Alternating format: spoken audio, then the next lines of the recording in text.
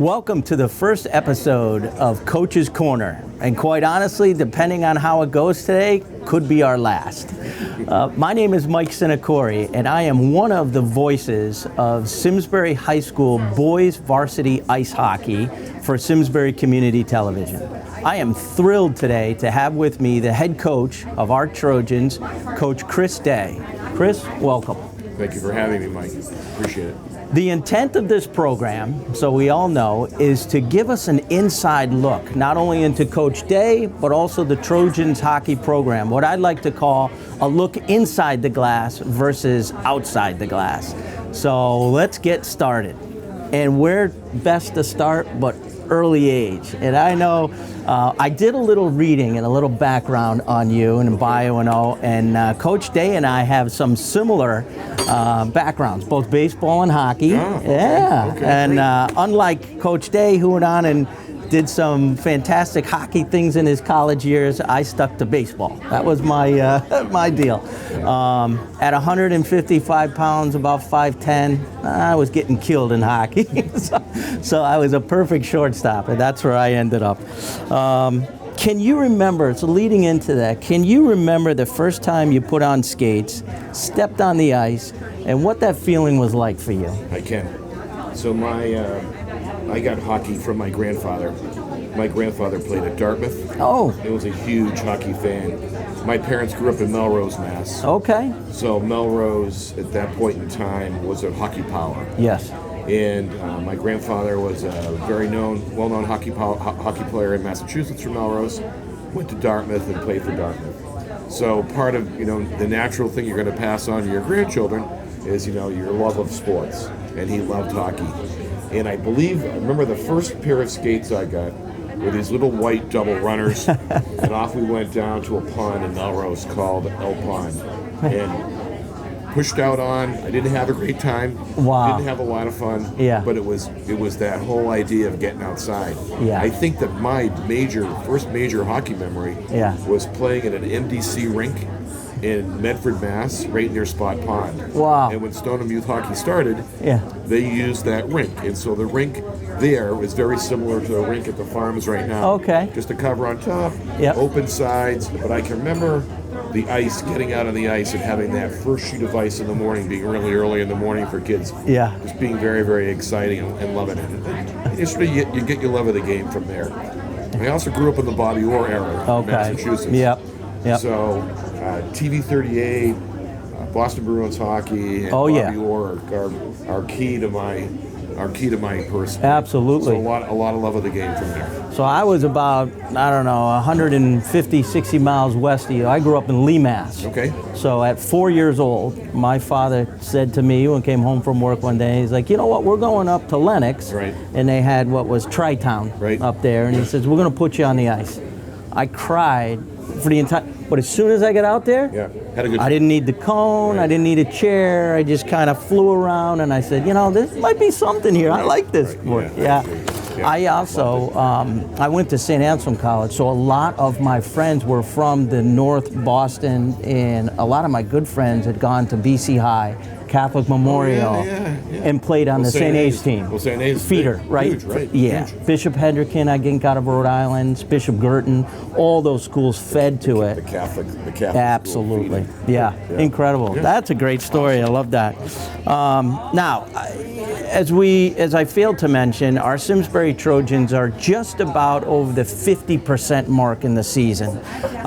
They are at a phenomenal 9-2. So 9 wins, 2 losses, with 9 more games to go in the season. The team has obviously done very well throughout the first half. What do you think's working well, and what would you like to see improve over the next 9 games? So let's talk a little bit about the record. Yep. So not people know that this is my 4th year of coaching. And literally right now, this part of the season, overall my coaching, I'm at 500. Okay. Right? Okay. 37, 34, and 3. Wow. Okay. So to give you a little bit of context, last year we were 7, 12, and 2 total over the season. Yep. This year we're at 9 and 2. Wow. Okay. Wow. So you can see that turnaround. Yeah. And I think just the comment between last year and this year, I think the players themselves are taking a significantly different approach. Okay. Great locker room, great people in the locker room, some good senior leadership. Yep. So when it connects to your question of what would I like to see more, Yeah. I'd like to see that leadership continue. Excellent. And I'd like to see that leadership become something that the culture of the program where I want to play hockey. So Yeah. I want to come from Simsbury youth hockey. I want to play high school hockey. Excellent. I don't necessarily have to leave to go to Northwest Catholic. Right. I don't have to go to play prep school. I can play at Simsbury. I can play at Simsbury High, and they have a high level, have a high quality of hockey. Yes. So for me, the difference is the locker room. We're also getting some much more balanced scoring. Yep. So we have, Scott Simeon, Yep. Cole Chapman, Scott Simeon, Yep. Drew Leck. Yep. Lots of contributions across three lines of players. Yep. And I think people are understanding their role on the team. So what do I like to see? That kind of bonding, know your role, know your job out there in the ice, and try to make each other better. Yep. I think the thing that I'd like to continue to see a little more of, Yep. I'd like to get a little deeper in the team and scoring. Yep. There's some folks on the team who haven't really produced yet. I think they're frustrated with it. Yeah. As long as they stick with it, Right. we're good. Yeah. Right. And I think we have that team that's going to stick with it. Yeah. I mean, yeah. if I think about our game against Immaculate Yep. Monday night, Yep. 2-2 at the end of one, Yep. 4-4 at the end of two, Ooh. and we're in a shooting match. Yeah. Right. Yeah. And it's like, okay, so what can we do to win? Right. Who's going to score that goal to win? How Right. can we, how's that going to happen? So Yeah.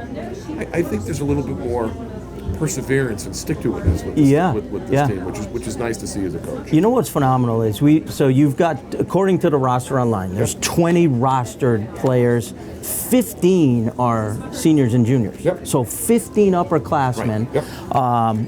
which is phenomenal. I mean, you want that leadership. Right. So I'm assuming those 15 guys at some point or some form or fashion have come up through the Simsbury ranks. In Cole's place, he's had 4 years. brothers and all 4 years. Cole played for 4 years. Right. It's very interesting to me, and having back, I think we started SCTV doing hockey, I think it was back the last 2 years of Coach Cross. So you've been here so this is our 6th season. Yep. So we've seen a bunch of players come and go. And we've seen a bunch of teams. Right. I think one of the things I notice most about, the downstate teams is the depth. Right. So they not only have that awesome front line, but Right. so do you. Yeah. But then they throw out that good second We have a line, great second but so line. do you. Yeah. Then they got that third line, and it's like, okay, let's see if we can go 1-2 for as long as we can. So we don't want to beat the guys out. We have a third. right? We have a third line. So this year we have a third line, and it's hard to call anyone a third line, but Right, we have I that know. line that goes Yes. out there, and it's the red line. Yeah, we used to call it red, white, blue. I mean, right? Yeah. And typically people say that, but these guys know they're going to get 2 or 3 shifts a period. Yep. They know what they need to get out there and grind. Yep. They get a goal, but their job is to get out there and hold that first line or hold that second line of the other team Yep. in that zone and put that pressure on them so it can give us a little relief on the bench. And we're getting some good numbers from those guys. I'm going to mention, I promised, as a commentator, I don't like to zero in on anyone specific, but I'm only going to do this because I know his father so well. So I played with Mike Zapp's dad. Right. All right. So when I was a senior, I think Michael was either a year behind or 2 years behind. Right. But Michael and I were on the same Simsbury hockey team back in the day, right? So when I saw his name on the lineup the first time, I'm like, holy cow, there can't be two Mike Zaz, right? Yeah. Now, I've zeroed in on watching. What a bit, freshman. Right. Now, the only other freshman that I've seen, and again, I've only seen 5 games, right, was Noah Melanson. Yep. He was big. Right. He was big. He maneuvered. He was, Right. But Michael's got the tools, and obviously you guys saw something in him, which is clearly evident. I mean, he's in the right spot at the right time. Right. He's big. He goes into the corners. So that's impressive. I mean, you want to see a little more kitty up from him. Yep. We'll be all set. Yeah. So the thing that impressed us about him during tryouts was his hockey knowledge. Okay. His comfort with the puck. So, and we saw that down in Immaculate. He had a nice goal down in Immaculate. Terrific. And when he keeps his feet moving. Yeah. And he puts himself in the right position. Yeah, right there. Lots of good things can happen. Yeah. So that's the opportunity for him for development. Yeah, I love that. Yeah. All right, those are great. Those are great. Yeah. when I wrote this question out, I was kind of thinking in my mind, what would you say? But basically the question is, so far through 11 games, what's been your most impressive win and what's been your most frustrating loss? And obviously both of them are frustrating, but yeah, give me a little insights on where you are there. Most impressive win so far is down at Xavier. Okay, yeah. So if you look at social media around Connecticut, lots of people pulling against us for the Xavier game. Okay. Okay. A couple different websites had them, voting-wise, had them beating us. Okay. And for me, the boys persevered and took it a step forward in a sense of knowing the value of the game, knowing the importance of the game, knowing what could come out of it, and basically how that would set us up for the rest of the season. So instead of us coming in and looking for the teams above us, people are now coming in to play us and saying, these guys, don't overlook. We got to beat these guys. Yeah. In the phrase that I'm using, and the phrase that Keith and Danny and I have used all season long, and you can look at the state is, anyone can beat anybody on any night. Yeah. Just look what's happened recently up here. Right? People beat Northwest Catholic. People, losing the night before, winning here. People down south, winning the night before, now losing 2 weeks later to the same team. Yes. It depends upon who shows up for each game. That's true. So for the win, it's going to be Xavier. Okay. I think my most frustrating loss is against Hampton. Oh, okay. We go into the third period. Yeah, you had a lead, right? Going into the third period, we're up 4-3, and we imploded. Okay. Right. Okay. We took some really stupid penalties. Yep. And we let them back in. Okay. And we could have put it away. Yeah. And all we had to do was play good defense. Yep. And when we played, not great, just good defense, just lock them down. Yeah. All we had to do was realize it's 4-3 and we're ahead. And protect the lead. Yeah. That's all we had to do. Yeah. And we didn't, and from the goaltending out, we didn't have a great third period. Yeah. And to me, that's a frustrating. It's frustrating because we had it. Because you also went in. Correct me if I'm wrong, but you went in the third period against Notre Dame West Haven with the lead. As someone had told me, and the eye test was Notre Dame West Haven was a much better team than Hamden.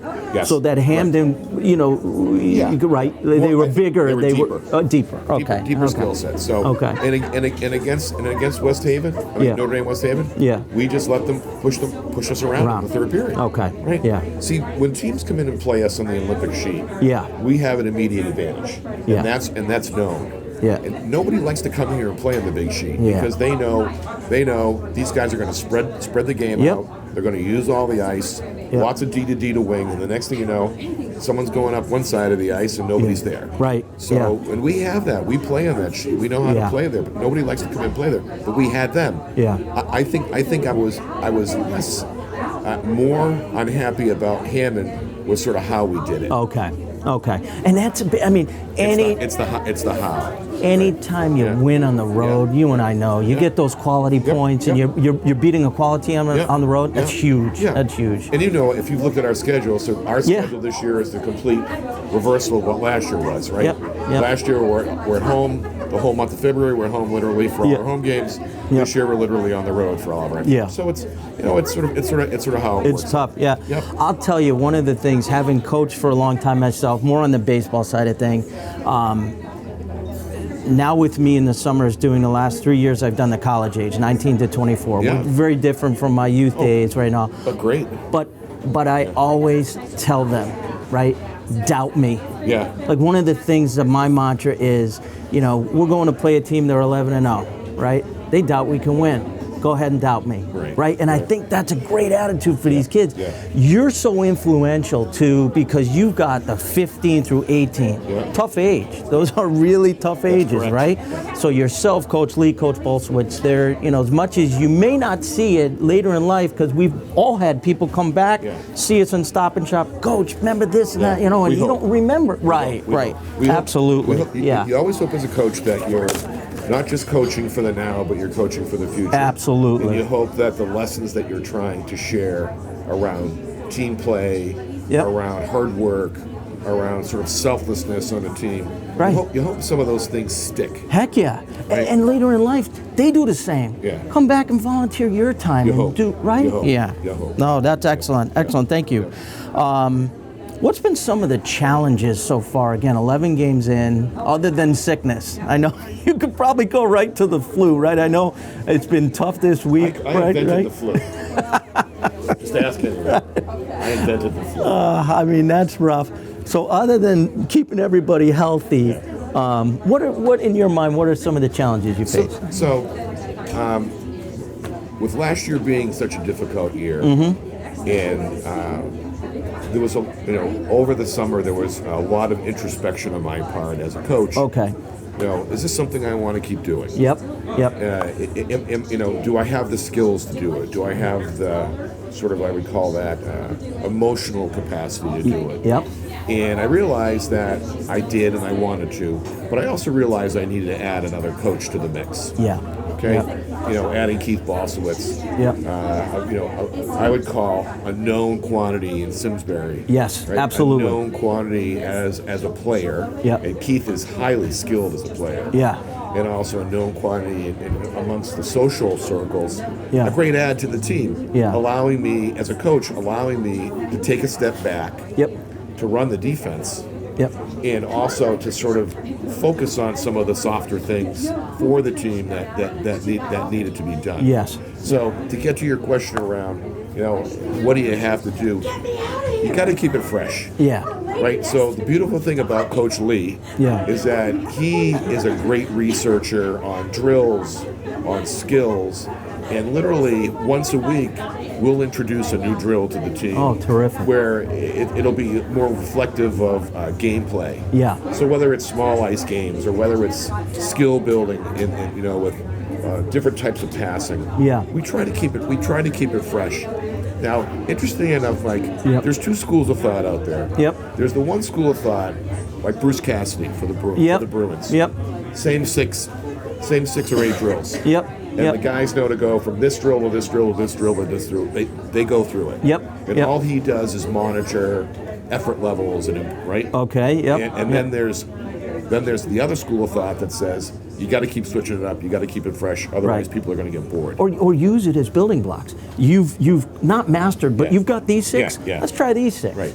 So it's keeping it fresh. And then I think the other thing too is knowing when to offer the carrot. Yeah. Yeah. Knowing when you have to use the stick. Yeah. And knowing that I would say this group or this generation of players is more interested in the carrot than the stick. I agree. When I was growing up, it was the stick first and then the carrot. You and I both. Right. I mean, I think of some of the coaches, my hockey coaches back in Western Mass. Yeah. They couldn't get away with things that are today. No way. No way. So you have to evolve as a coach, and I think between last year and this year, I've evolved, and because of that, I'm trying to help the coaching staff do the same. Yeah. So I'm feeling pretty good about that. That's phenomenal. Right. That's a great ad. It leads me into, I think I had one down the line. The hockey season is a grind. For those of you that have not played the sport, it's many different things. You battle the weather. We talk about you battle sickness. It's a grind. Right. How do you keep it fresh? For a 15 to 18-year-old, how do you keep that grind from feeling as though it's a grind, but that every day's a new game? Yeah. You flush who cares if we're 9-2? We could be 2-9. Yeah. What matters is this game, right. And it's the next game. So after the Hamden loss, we had a sit down with the team and said, where are we? How are we doing as a team? Yep. Is there what do we need to keep doing? What do we need to do differently? What aren't you getting? What are you getting? And the feedback or the general summary was this group of players, they lose, they move on to the next. Fantastic. And they don't dwell on all the bad. Yep.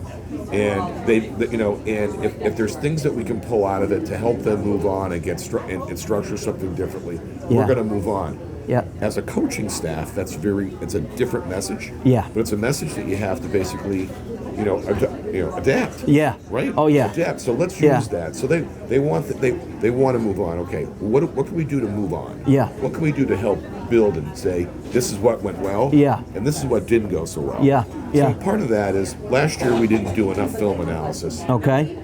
Keith is all about film analysis. Phenomenal. So Good. every time we get a game film, we upload it. We have a platform that we call Huddle. Yep. We'll upload it to Huddle, and Huddle also has a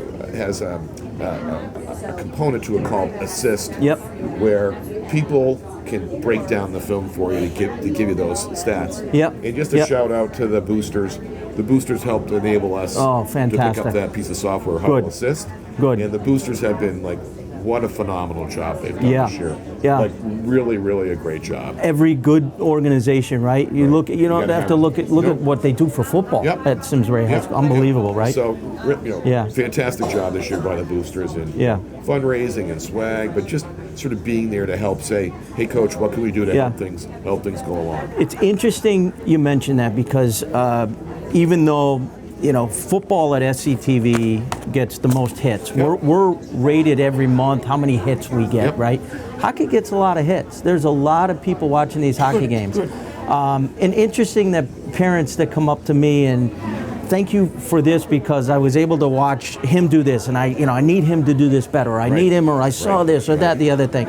So you're right, video's huge, for the novice or the parents sitting at home as well as the experts in a room. They're all part of the team. Yeah. And we enable them all to be able to go online and see all the films that have been taken. Great. Yeah. And Coach Balswitz does a great job breaking down the film and saying, you could do this differently, you could do this differently. So I was having a conversation with Griff Marquis about the Immaculate game. Yeah. And I had made a comment to him at the game, and he said, geez, Coach, until I saw it on film, I didn't quite understand what you were talking about. Yeah. And he goes, you're right. He goes, what you were saying was, pay attention. The rink is a different design. Yeah. Not a lot of room behind the net. Yeah. Corners are really shallow. Pay attention to all that. And people weren't paying attention. No. And then they see it on the film and they're like, oh. Right. And they're not used to it, right? I get what Coach is saying. Yeah. Right? Yeah. I love that. Yeah. That's tremendous. Talk to me a little bit, and you have thus far, about the coaching staff. And I know we got Coach Balsowitz and Coach Lee. Not a lot of, a lot of folks that know them from town know them, but not a lot of the guys, what I say, outside the glass know how you guys operate as a team. Sure. So, I have coached Coach Lee through youth hockey, through JV, and through varsity. And the one thing that I have always been able to rely upon Coach Lee is to tell me the truth. Yeah. We all need that. Okay?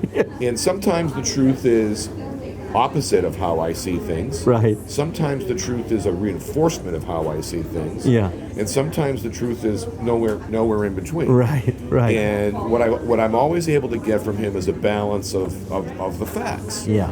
And Danny's a great baseball coach. Phenomenal. Deep baseball coach. I was able to coach both of his kids. I was able to coach Chris. I was able to coach Nick. Yeah. Great family. Great upbringing. And just know that that's how he looks at the kids. Yeah. He loves these players in a sense of 100% support. Yep. Always there, right? Yep. Always thoughtful with his words. Doesn't really use a sharp stick a lot. Yep. Right? Yep. So he and I are different in that sense. Coach Balswitz and I are a little more aligned on, the sharp stick versus the carrot. Yeah. But both of us are developing and evolving as coaches. Yep. Keith brings a lot of great practical knowledge to the game, a great level of the X's and O's, a great level of understanding of this is how you build these basics to make this play work. And just another set of eyes to look at things. And he runs the offense. So where I was stretched pretty thin with just really two coaches. I know PJ Sullivan, jumped in a lot last year, but great guy. But not to the same degree that Keith is jumping in and helping out running the offense and the special teams. Yeah. So, it gives you that room to be able to say, okay, I'm running the D. Yep. I can see things a little more. Yep. Right? And Danny's in the middle, and I call Danny the coach whisperer, right? Right. So Danny will run back and forth and whisper to us, and talk to the players. Yeah. And then keep running forward. So it's a good balance. And I think it's a great deal of respect across the board because Keith's new at coach. Keith's not new at coaching, but Keith is new at coaching high school with this level of responsibility. Right. So when he was with Tom, he was a guy on the bench. Yep. When he's with me, he's running the offense and the special teams, and it's a different set of responsibilities. Yeah, right? I'll tell you, it's a little background. I've coached some baseball with Coach Lee. One of the things I love about him is how fundamentally sound. He can pick that fundamental out that I might, miss. And so that's how Keith and I work. With hockey. Right. So it's that level of turn the stick a little this way, turn the wrist a little way, turn the body a little bit like this. Some subtleties where I know a Dan in baseball has it down. Oh, amazing. Yeah. One of the things people ask me a lot, you talk to me after the games, how was this, how was that, and I say, one of the things that I really appreciate in all three of you is how approachable you are. And that's the one word I use, as evident by you doing this. I hope that this coach's corner week, maybe from an SCT, we expand it to, we do baseball and we'll do football and all of that. Sure. But the fact that, you're willing and to do it says a lot, volumes about your character, but what you're building, I think, is fantastic. I think that's wonderful.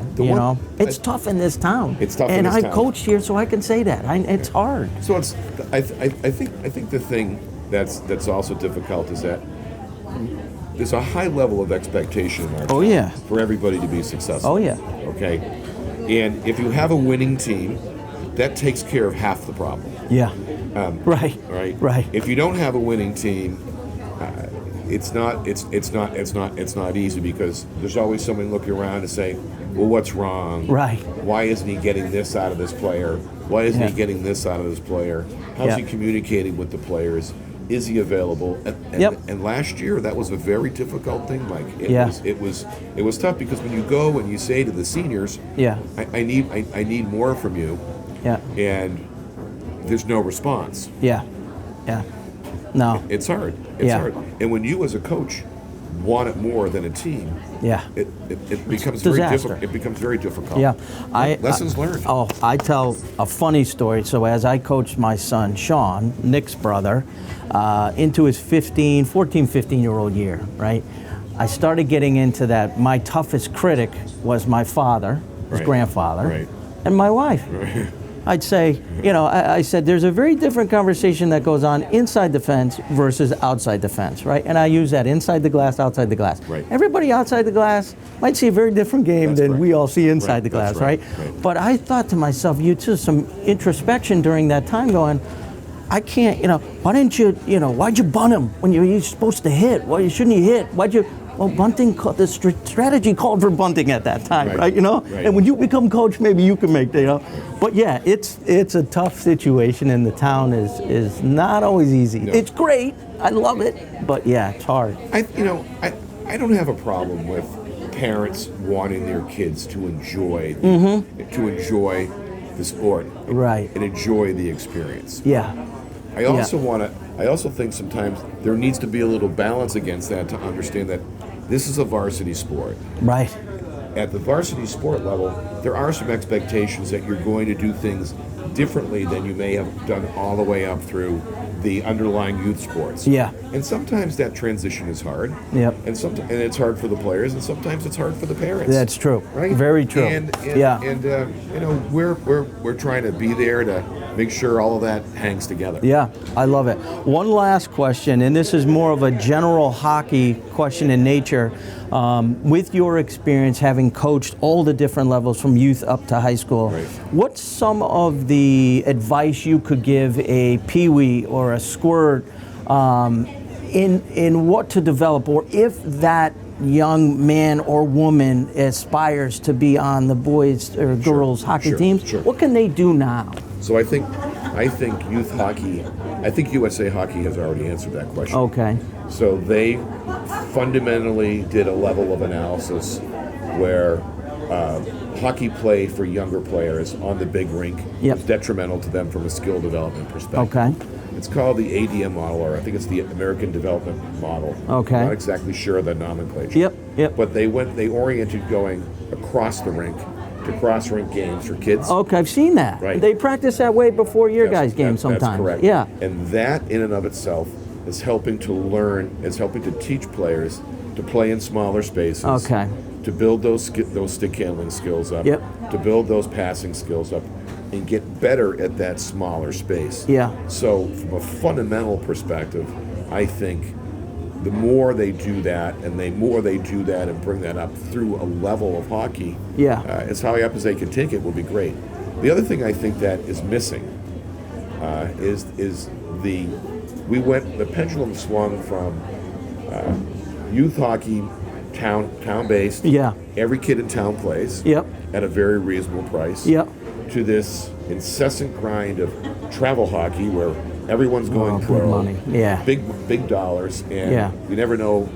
You never know how your kid's doing. Right. I think we need to bring it back and have a blend of, here's my town team. Yeah.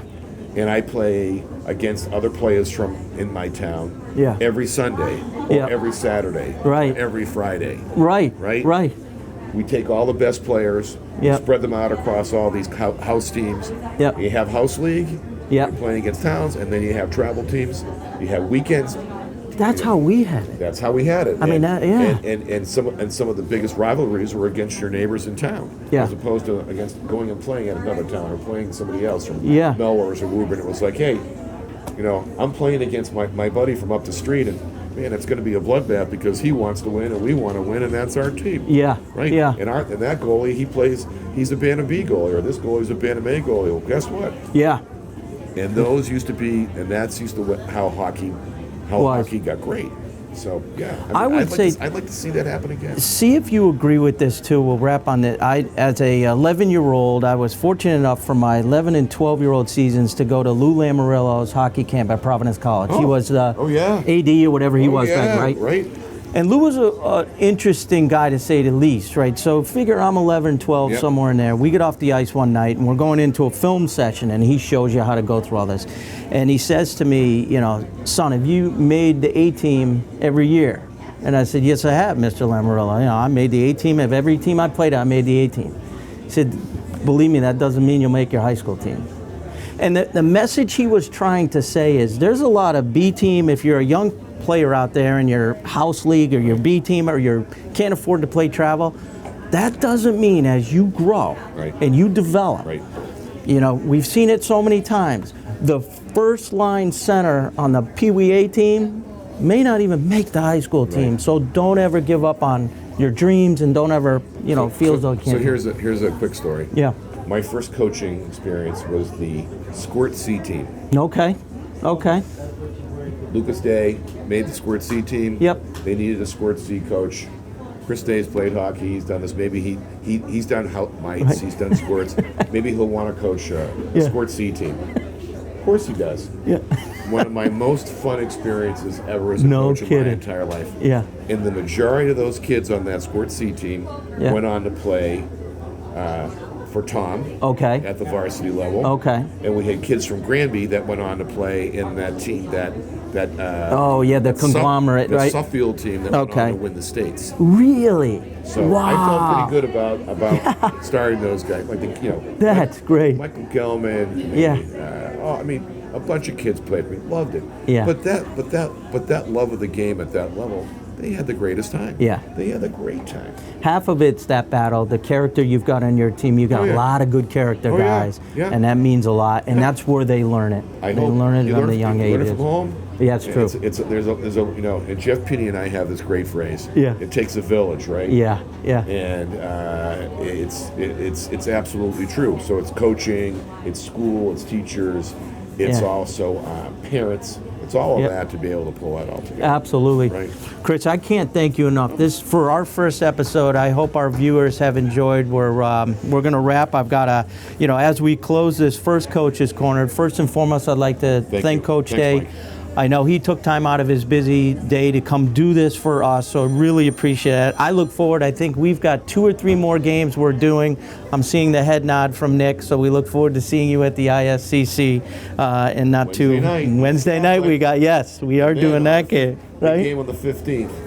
Yes, that's the parents' right, or what's it, senior night or senior something? Night, okay. That's the rescheduled game for New Canaan. Okay, and they're a good hot. team, right? Yeah, They're hot, right? So we have Ridgefield coming up. They're hot. Yep. We have New Canaan coming up. West Haven just beat Hamden. No kidding. So it's any right. And what team shows up? Right? I'll tell you what, the only loss that Farmington Valley team was you guys. And so they're no slouch. They've been on fire. And I'll tell you something. We go over there and play at AOF. Yeah. That's going to be an unbelievable. Awesome game. So I can't wait. Yeah. Can't wait.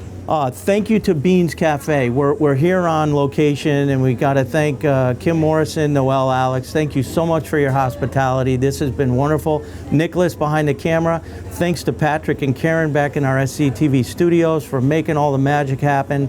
And we hope you enjoyed this segment, our first episode of Coach's Corner. Go Trojans.